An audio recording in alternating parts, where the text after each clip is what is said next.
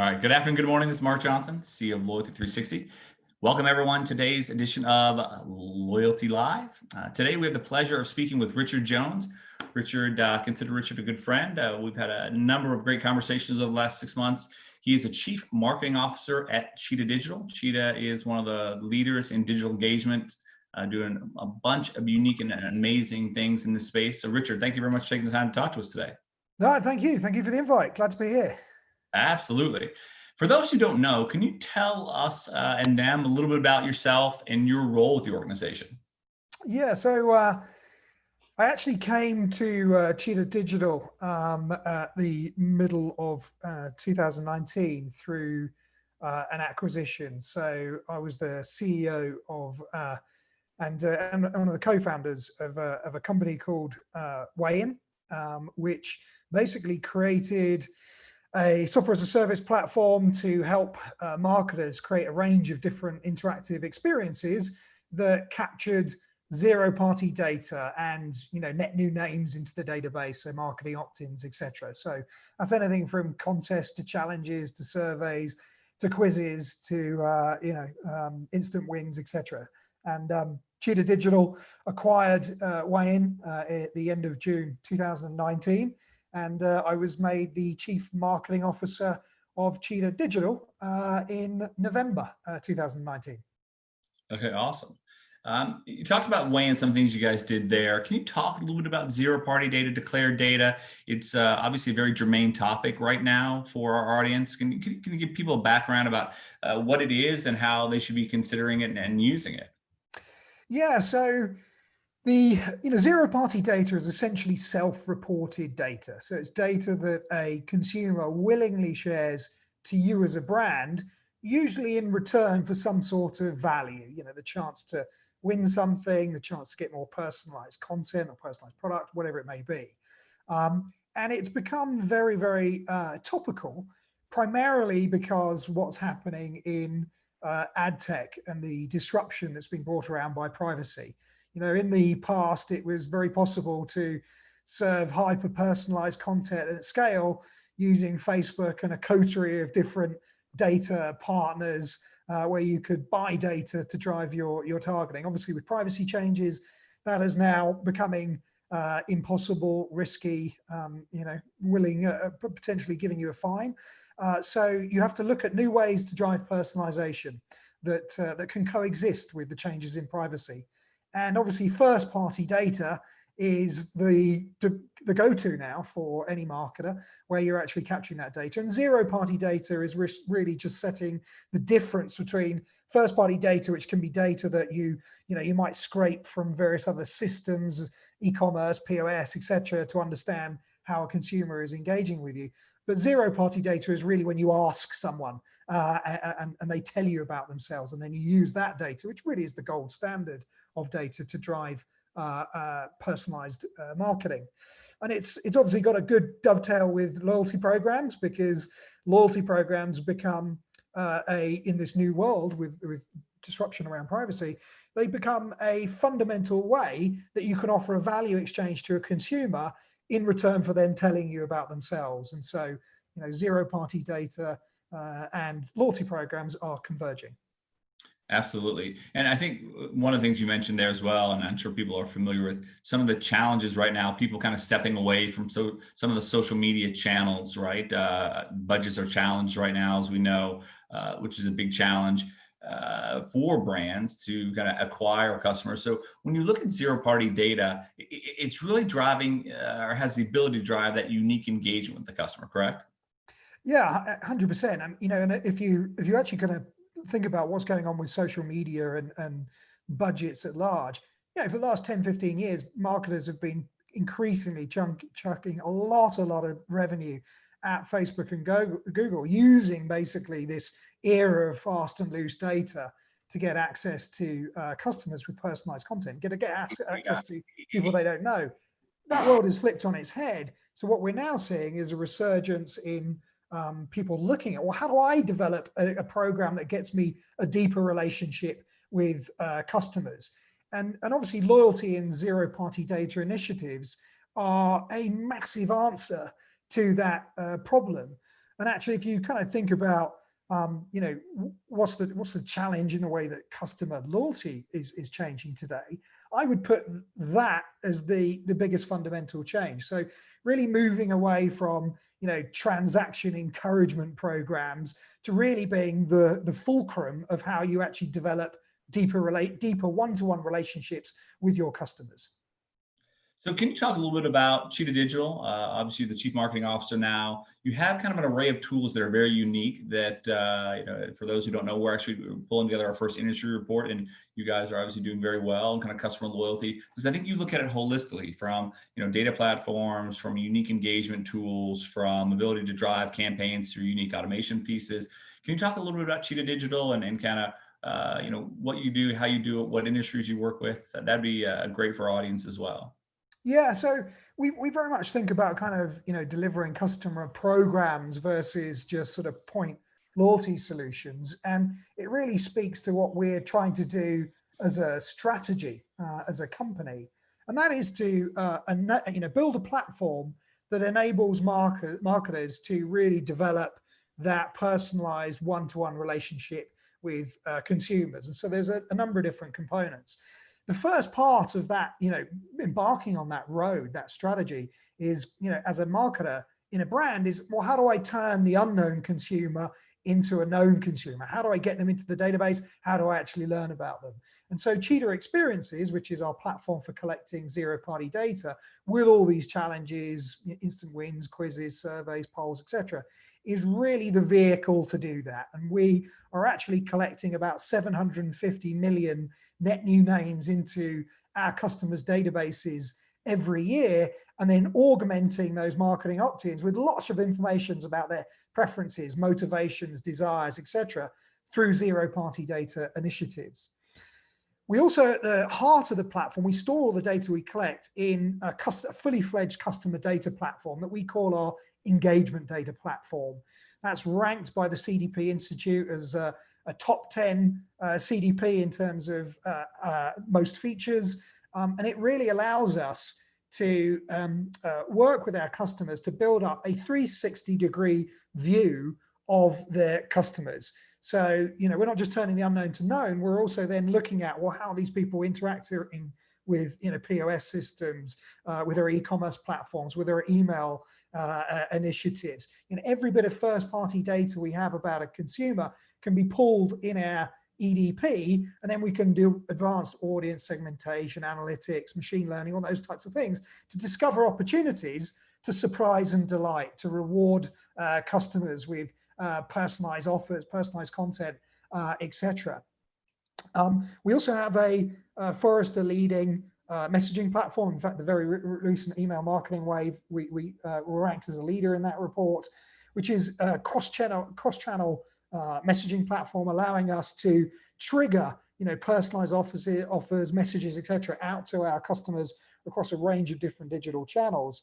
And then lastly, we have our customer loyalty application, which really is the framework for setting up that value exchange between brand and consumer to build that deeper relationship. And what's, I think, very different about our technology, which is why we're a Forrester leader in loyalty programs as well, is that it very much is focused around that relationship, about building that knowledge around consumers and being able to respond to how they interact with you as a brand. So what we see our customers doing is they're not rolling out just points for purchases. It's really to develop that emotional loyalty, to think about data collection, challenges, rewards, surprise and delight, to build that relationship, as well as encouraging people with points and rewards for making purchases. So that's over. We call that our customer engagement suite. With all the challenges that we're seeing right now during COVID-19, obviously very unique, challenging, budgets are being cut, uncertainty, right? Lockdowns are coming back, and in some areas creating disruption, especially in the QSR and retail and restaurant space. What are some of the biggest challenges that you see during this time, and maybe what are some of the opportunities that you are seeing and you're addressing right now to help drive kind of a unique and deeper connection with the customer?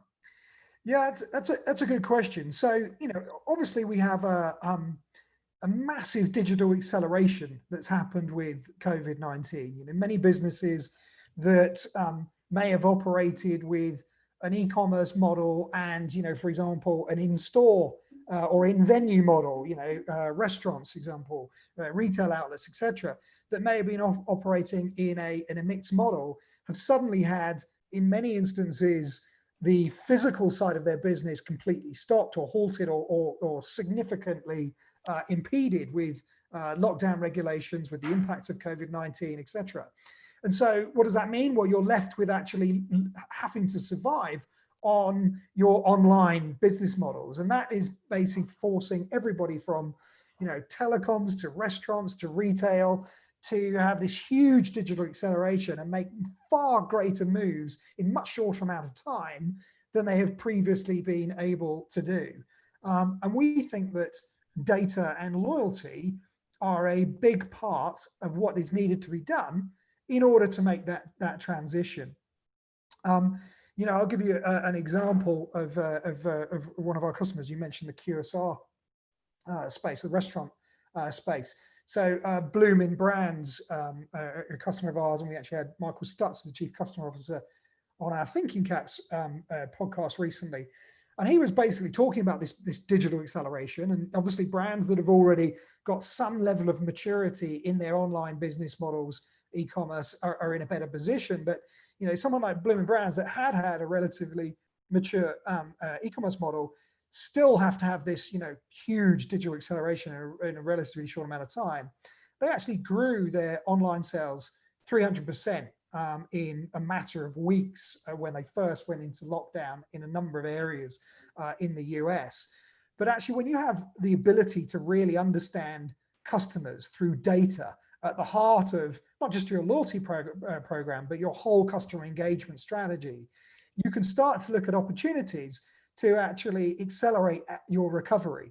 So what they noticed was the people coming into the store, or, you know, coming into the restaurants on a Friday and having a family meal, weren't the same people that were actually growing in this 300% growth online to their online channels to get delivery and curbside pickup models. So they were able to understand that audience segment, and the opportunity for them is to then, as certain states have started to come out of lockdown and open up again, to turn, you know, not just to maintain and keep that online community going, but actually to tempt them into the restaurants as well, because they know customers that do both are the most valuable. So there's opportunity in disruption. There always is.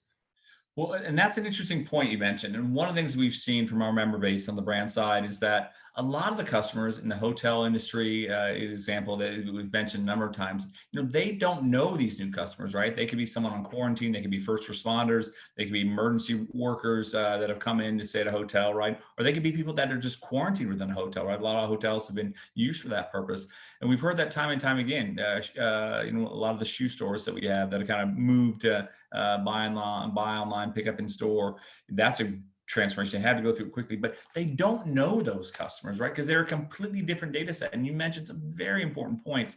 How do you market to them? How do you understand them? How do you get that new practice? Because, you know, customer loyalty and acquisition marketing, and it's all been pretty mapped out. Now this is like a whole new frontier, correct? Yeah, it is. It really is. And I think those, you know, brands that have invested in understanding their customers and loyalty and e-commerce are obviously at an advantage in the current situation. You know, they have that ability to understand their customers on a one-to-one level and actually foster community, keep engagement going when perhaps some of the services are turned off, and look for opportunities to accelerate, you know, recovery. You know, I got a good example of a customer of ours, Fleet Feet, which is doing pretty well right now. And you know, for those of you that don't know Fleet Feet, you know, they've got hundreds of shops nationwide. They're a specialist running shoe shop. And essentially the reason why you go to Fleet Feet versus, you know, going online and buying something direct from, you know, Nike or whatever is twofold. It's for the fitting service. You know, they're doing bespoke fitting for you to make sure that you've got the absolute best shoe for you as a runner, but also the community and what they've done with loyalty to actually build that community at a store, at a local store, environment to connect the community of runners has actually put them in a really good stead. They've been really sort of driving out the running's not cancelled hashtag, which happened in one franchise and really took off, which has done really well for them. They've been, a lot of people have reacted to COVID-19. You've either been drinking yourself to death or exercising yourself to a better body. It seems that there's two types of people, it seems, in COVID-19, and I certainly vary between both types of people at different stages. But they've done a great job at connecting their community around running during this COVID-19 situation, and they've got about 170 of their shops that are now open in some degree, and they have been doing things like using Facebook Live to give that personalized fitting process, driving curbside delivery. The e-commerce framework that they'd set up 6 years ago is really kicking into top gear. And they've got the data around consumers, right? Because they're building that community. They've got loyalty at the heart of what they do. And their loyalty program is flexible enough, as is their e-commerce system, to allow local franchises, local stores to offer challenges, incentives, etc., for their local community to basically, in many ways, get one up on the Nikes of the world by building that one-to-one connection. And actually, some of the shops they've opened, this is an amazing stat. Some of the shops they've been able to open, 170 shops they've got going, are seeing 40% year-over-year growth for the same time period this time last year, which is incredible in the middle of a pandemic.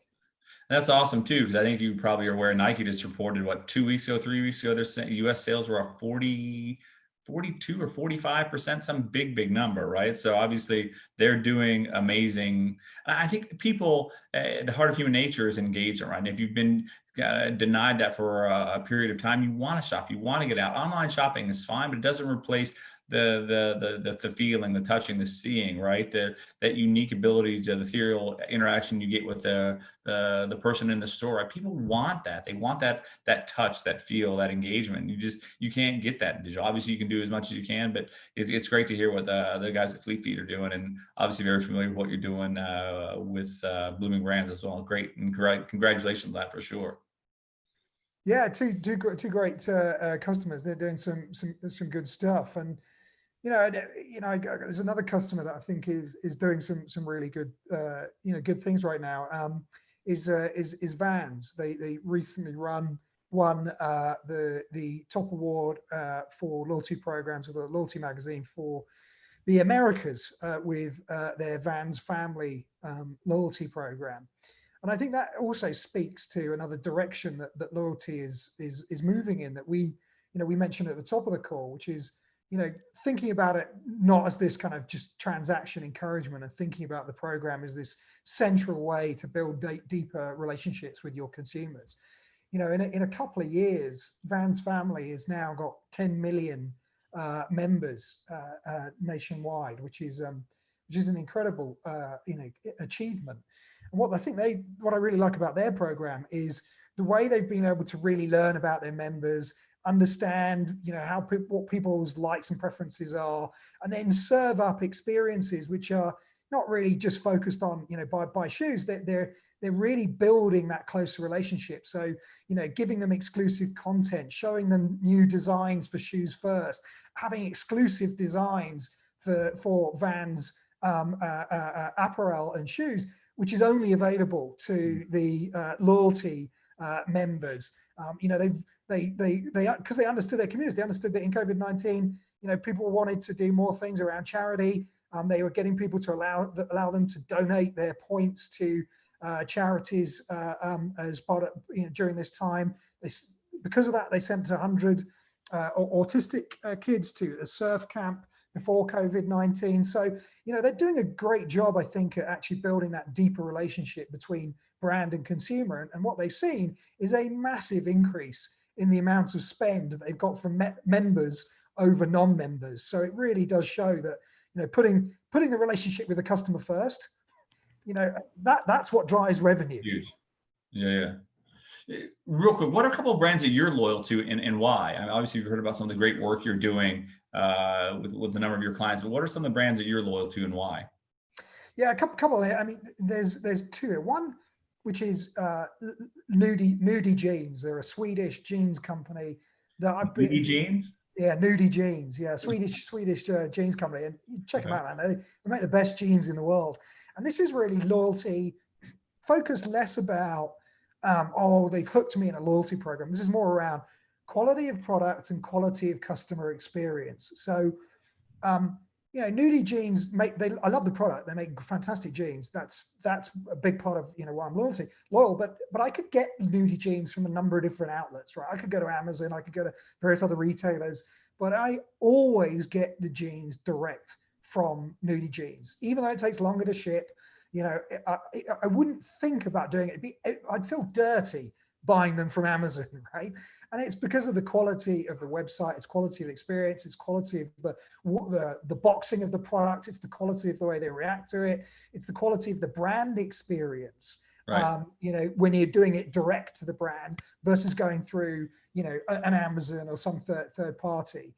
Another one which is the reverse, which really isn't about the product per se.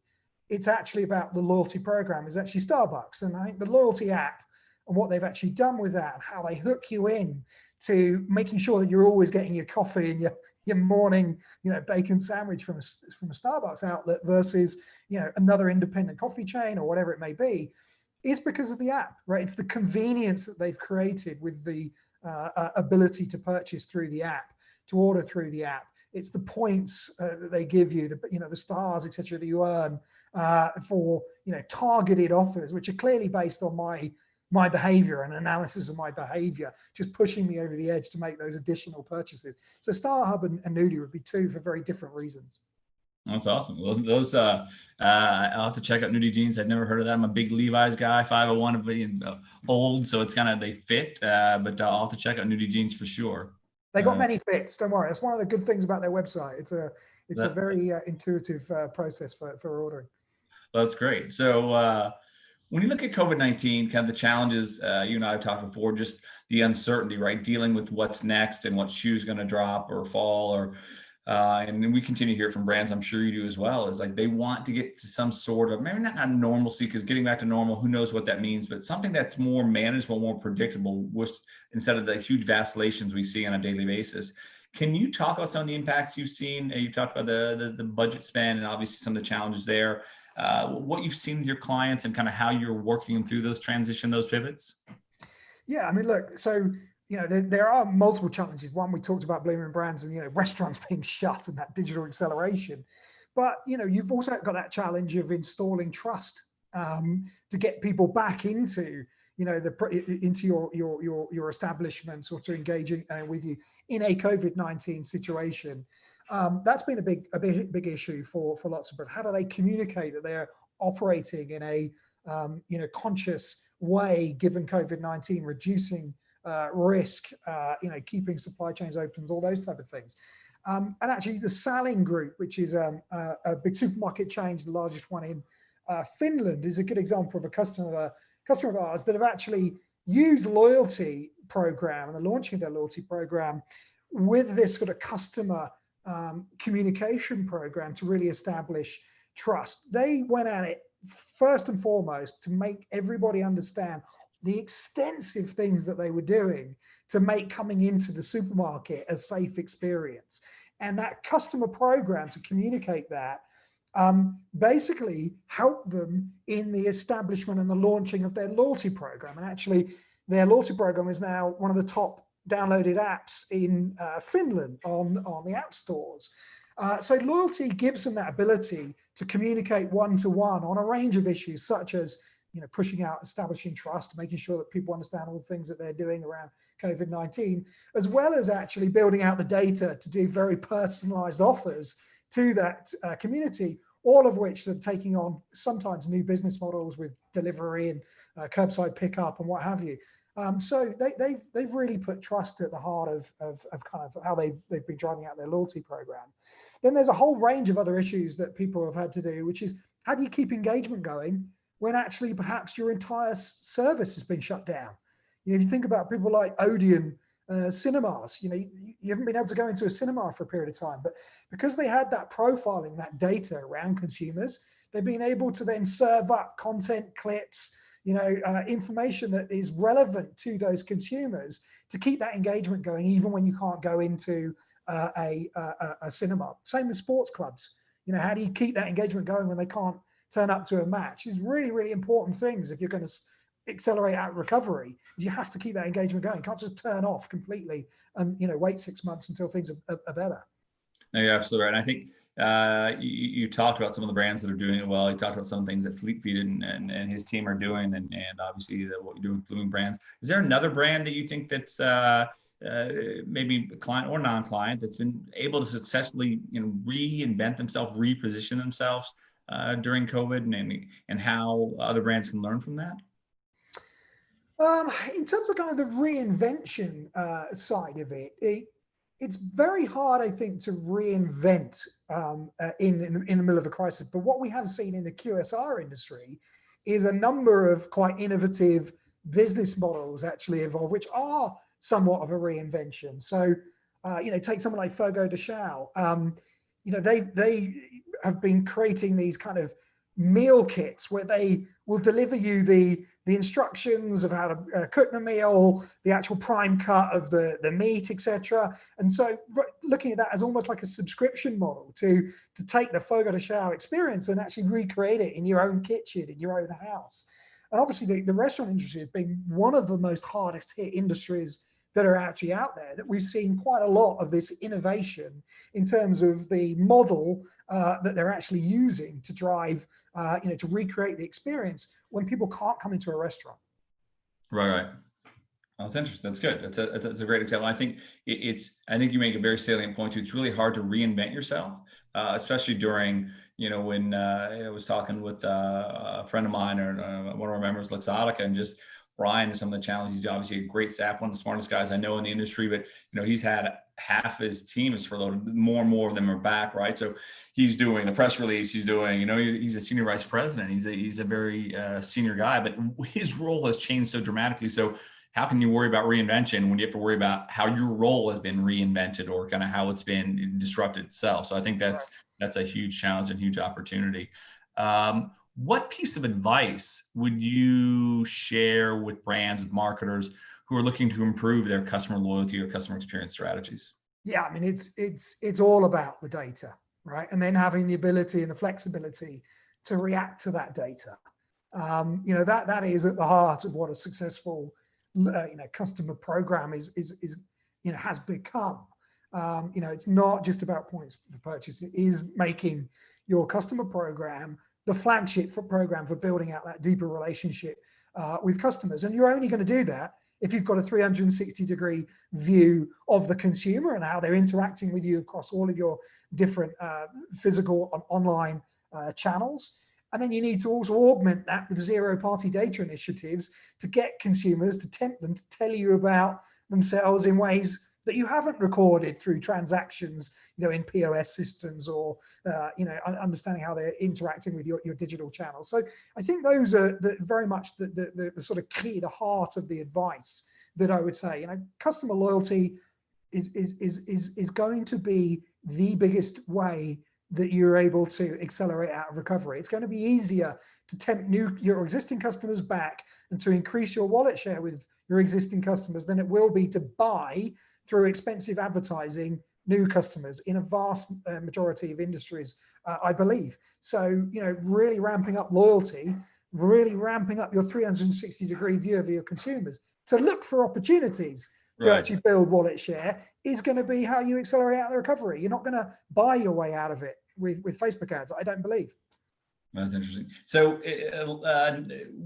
when you look at kind of questions growing, obviously you're a very smart guy, great conversations, committed to learning, and obviously just understanding your technology stack takes a huge kind of degree of intellect, and so it's going to allow you in task to understand that for sure. But if you could ask a question of a competitor a client or a brand about customer loyalty, what would that be? What would you like to know more about? Either, from any industry, competitor, a client, a brand. What question would you ask and why? Well, for me, the question would be for the brands that haven't invested in a loyalty program or have not necessarily prioritized the investment in their loyalty program. And I would just simply like to ask them the question is that why, given the current environment we're in, are you not prioritizing your loyalty program to be the main fulcrum of how you build deeper customer relationships? And the reason why I would say that is to just step back a little bit and go, what's happening in the broader industry that means that actually not having a customer loyalty program is putting you in a massive disadvantage. So firstly, we're in a recession, and we potentially can be in a recession for quite some time. What we've seen in recessions is consumers look for promotions, discount offers. We did some research with e-consultancy that actually showed that consumers want to participate. 9 times as many consumers want to participate in more loyalty programs for the remainder of this year than actually stay stagnant or deprecate the amount of loyalty programs that they're involved with. Yet 34% of consumers were actually saying that they would have been loyal to a brand if only they were encouraged, but they were never asked. There was no incentive. There was no loyalty program, at least no loyalty program was ever communicated to them. So I think in a recessionary environment, we are in a situation where loyalty programs, promotions, a deeper understanding of your customers and what's going to make them tick is going to be an outsized importance in your overall marketing budget to actually survive and hopefully thrive coming out the other side of COVID-19. So it'd be really that, why aren't you prioritizing your loyalty program? Why isn't it at the heart of your marketing budget? Absolutely. I think it's a great question. And I think kind of marshaling resources, but having programs that work, right? As we've gone through this process of bringing our first industry report to market, we've had an analyst process for a while, but you just see such disparate ways on the partner side, the supplier side, about how they talk about the programs, how it works, how they measure ease of use, flexibility. And obviously with the acquisitions of Cheetah, you guys have a very unique system with Weigh-In and with Stellar Loyalty. You've amalgamated this very complete tool that really helps brands. But I think you talk about it in a very simple way as well, which is very refreshing. And it's not an arcane process that brands have to learn a whole new lexicon to understand, because a lot of suppliers are like that, and you guys are very different in that regard, which is always great to see. Thank you. Absolutely. And the last question I have, aside, I can ask you a question about the Broncos since you're from Denver and everyone knows, big Bronco fan, but we'll stay off the Bronco topic. Unless you know where they were practicing, we'll take that. But what's next for customer loyalty? What do you see? What's next? Yeah, great question. So one of the things that I would say that really follows on from what you just talked about there is that I've been talking about data a lot, right? And how important data is, and particularly now, with this evolution in business models, this digital acceleration. So really having this 360-degree view of your consumer, being able to profile them, learn about their motivations, desires, interests, etc. Right. That is so key in any loyalty program right now. But it kind of is redundant if you don't have the ability easily and the flexibility in your loyalty program to take advantage of the data that you have. So if you know that customer X is showing you all these signals that actually you should be giving, this is the perfect offer to either increase engagement or drive transactions or whatever it may be. If you can't actually do that because your loyalty program is very fixed, very inflexible, and isn't nimble and doesn't react to data, there's no point having data, right? So agility in the way that your loyalty program is set up and run is massively important right now. So that's a huge thing for kind of what's next in customer loyalty. But I'd also wrap it up with also saying, look, there are some headwinds in the industry, which is I think are going to mean that customer loyalty is going to become a really, really much hotter topic than maybe it has been in the last couple of years. And you've seen the social media ad boycott. You've seen, people like Forrester come out with a report. It's okay to break up the social media.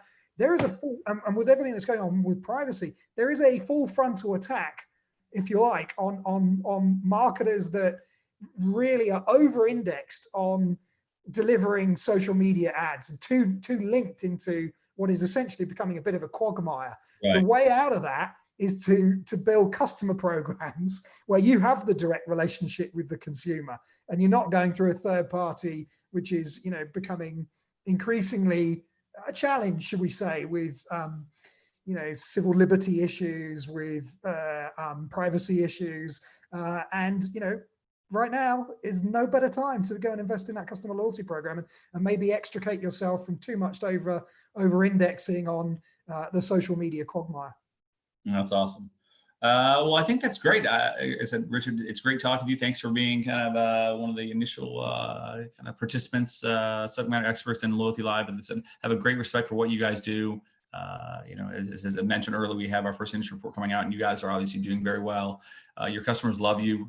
We know firsthand because a lot of them are members of Loyalty360. You guys, I think you take programs that were underperforming and you create some simplicity in the offering, but you also give them a very unique array of tools that are comprehensive, from the CDP, from the data exchange, from a very robust engagement tool that's very unique in the market. So we appreciate what you do for the industry, but also it's great talking to you. And I think your insights on some things that brands are doing well is very important. So I appreciate that. And thank you very much for taking the time to talk to us today. Thank you, Mark. Really appreciate it. You guys have been a great partner to us. Keep up the great work. And thank you for having me on.